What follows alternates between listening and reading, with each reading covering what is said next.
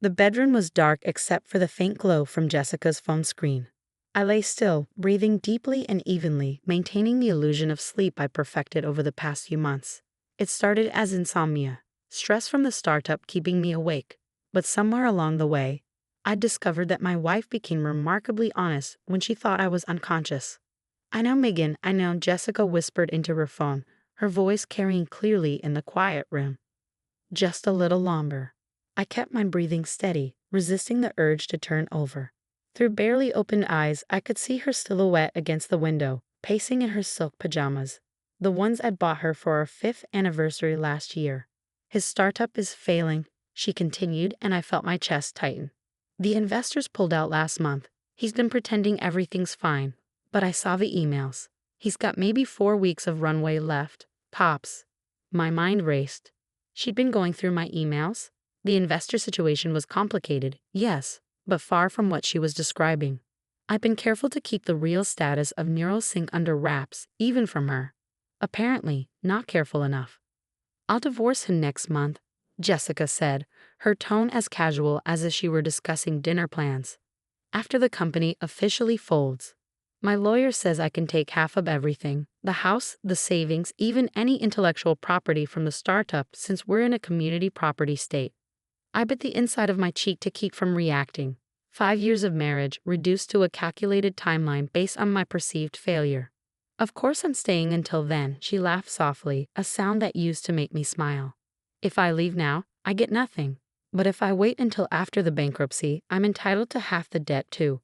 Better to let him sink the ship completely, than take what's salvageable." She paused, listening to her sister's response.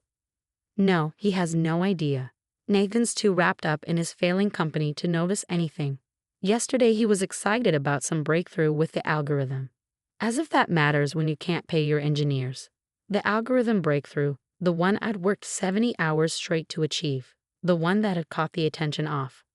"I've already been apartment hunting," Jessica continued. "Found a cute place in Marina del Rey.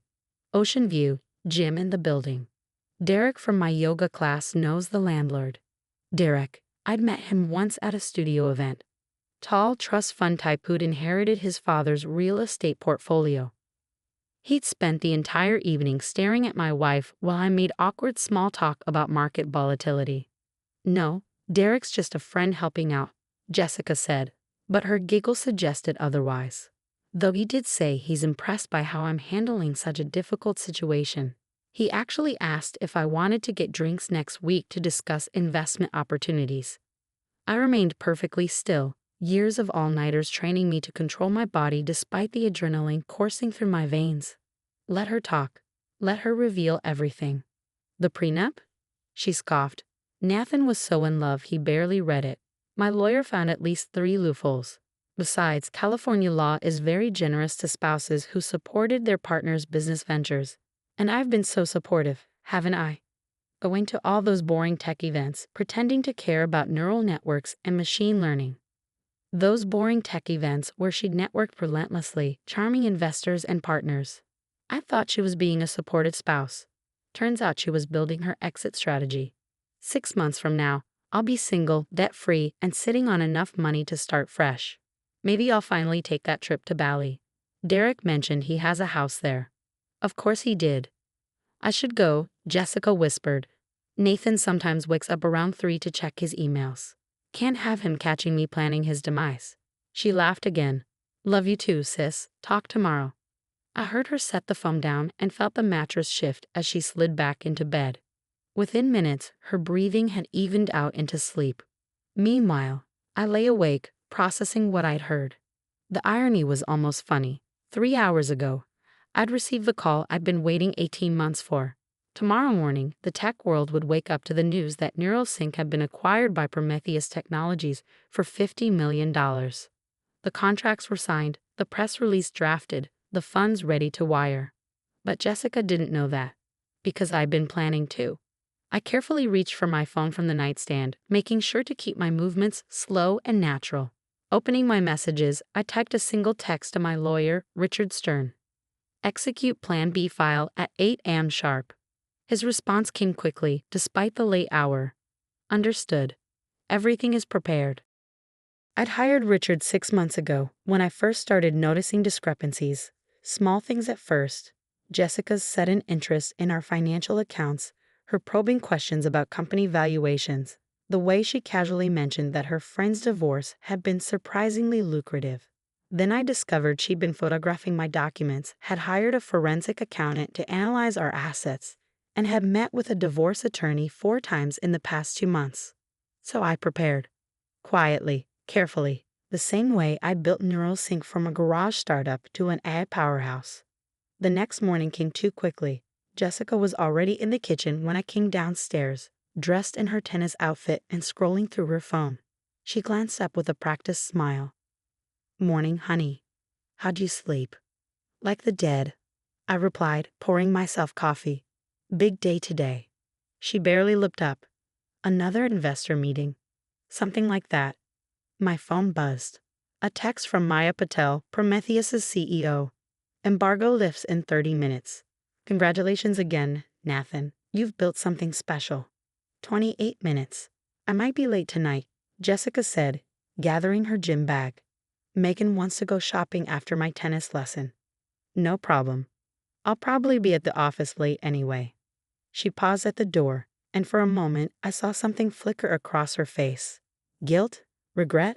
But then it was gone, replaced by that perfect smile. "Don't work too hard, honey. You know what they say about flogging a dead horse." And then she was gone. 20 minutes.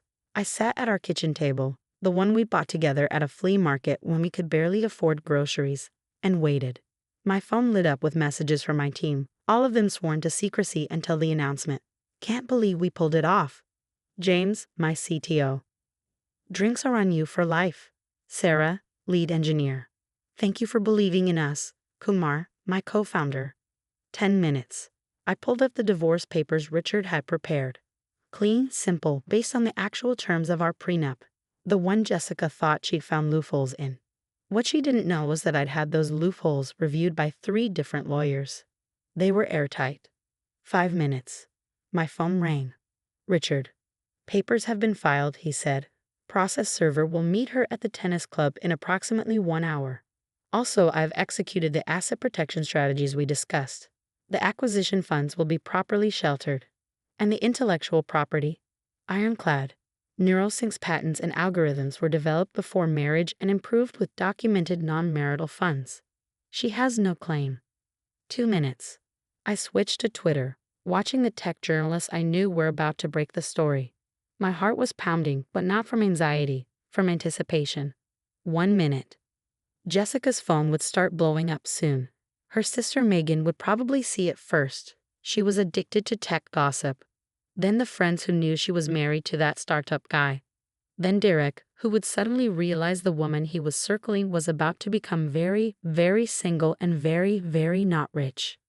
0. The news broke like a dam bursting. Breaking. AI startup NeuralSync acquired by Prometheus Technologies for $50 million. Stealth mode success. How NeuralSync quietly became the hottest AI company in Silicon Valley. From garage to glory, Nathan Chen's NeuralSync acquisition stuns tech world. My phone exploded with notifications. Congratulations, interview requests, messages from old friends and distant relatives. I ignored them all, waiting for the one call I knew would come. It took exactly 12 minutes. "Nathan." Jessica's voice was shrill, panicked. "What is this? What's happening?" "My phone is going crazy." "Of the acquisition," I said calmly. "Yeah, we finalized it yesterday. Didn't I mention it?" $50 million? Nathan, oh my God, this is amazing. I'm coming home right now. We need to celebrate. I'll cancel with Megan and... Actually, I interrupted. You might want to stay at the club. Richard Stern will be serving you divorce papers in about 40 minutes. Silence. Complete, beautiful silence. "What?" Her voice was small, confused. "I'm filing for divorce, Jessica. Irreconcilable differences. Though I could probably add fraud, breach of fiduciary duty, and conspiracy if you prefer." "Nathan, I don't understand. We're happy. Where?" "Planning to divorce me next month after my startup fails?" I suggested, taking half of everything. Already apartment hunting in Marina del Rey. Ring any bells? The silence stretched longer this time. How did you know? The same way I built a $50 million company, by paying attention to details, by being smarter than people assumed, by planning ahead. Nathan, please let me explain. It's not what you think. Megan was going through a rough patch and I was just playing along with her fantasy. I would never. Stop. My voice was firm but calm. I have recordings, Jessica. Legal ones from our security system. I have screenshots of your texts to Derek. I have receipts from your meetings with divorce lawyers. I have evidence of you photographing confidential company documents. Those recordings can't be legal. Single-party consent state, and they were taken in common areas of my house. Very legal. Very admissible. Her breathing was ragged now. The prenup. My lawyer said. Your lawyer was wrong. The prenup is solid. You get what you brought into the marriage, which, if I recall correctly, was about $3,000 and a 2012 Honda Civic. You're entitled to no alimony, no equity in the company, and no community property beyond items purchased jointly during the marriage. This is insane. I supported you. I stood by you through everything. Did you? Or were you building an exit strategy the moment things looked difficult? Tell me, Jessica, when exactly did you stop loving me? Was it when the series of funding fell through? When I mortgaged the house to keep the company afloat? Or was it earlier than that? She was crying now. Real tears or performed ones? I couldn't tell anymore. Didn't care. I want you out of the house by tonight, I continued. You can take your clothes, your jewelry, and yes, the Honda.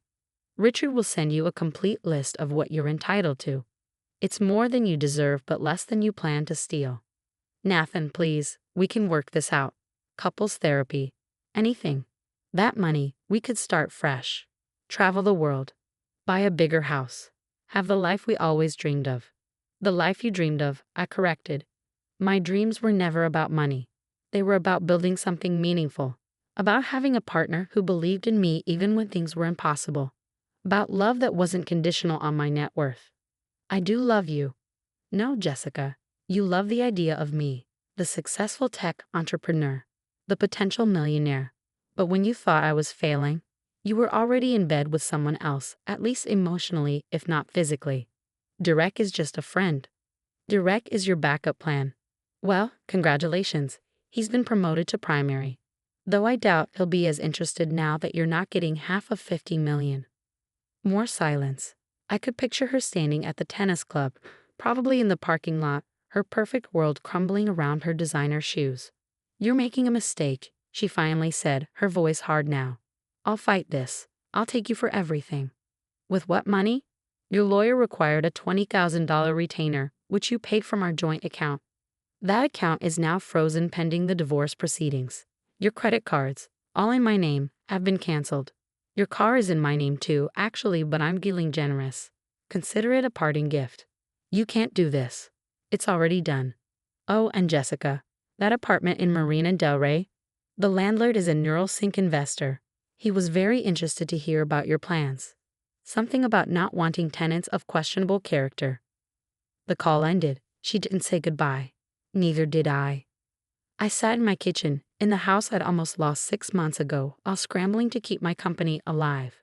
The same house Jessica had secretly photographed for her divorce lawyer, measuring square footage and documenting assets. My phone continued buzzing. Kumar texted, "Celebration dinner tonight? Team's asking." I typed back, "Absolutely, but first, I need to do something." An hour later, I stood in the garage where NeuroSync was born. The whiteboards were still there, covered in equations and diagrams that had become the foundation of our technology. The folding table I'd use as my first desk. The sleeping bag in the corner from nights when I couldn't afford to waste time driving home. This was what Jessica never understood. It was never about the money. It was about the 12-hour days solving impossible problems. The thrill of breakthrough. The loyalty of a team that believed in something bigger than themselves. My phone buzzed. A text from an unknown number. "This is Derek. I just wanted you to know I had no idea about any of this. I'm sorry, man. For what it's worth, you deserve better." I deleted it without responding. Another text, this one from Richard. "Papers served." She wasn't happy. Threw her green juice at the process server. He's adding assault charges. I couldn't help but laugh. The perfect tennis wife throwing organic smoothies in a country club parking lot. Sometimes reality was better than fiction. That evening, I met my team at our usual dive bar. The same place we drowned our sorrows after every failed funding round, celebrated every small victory, and dreamed about what success might look like. To Neurosync, Kumar raised his beer, and to Nathan, who never gave up, even when giving up would have been the smart move. We clinked glasses. Sarah leaned over. Heard about Jessica. You okay?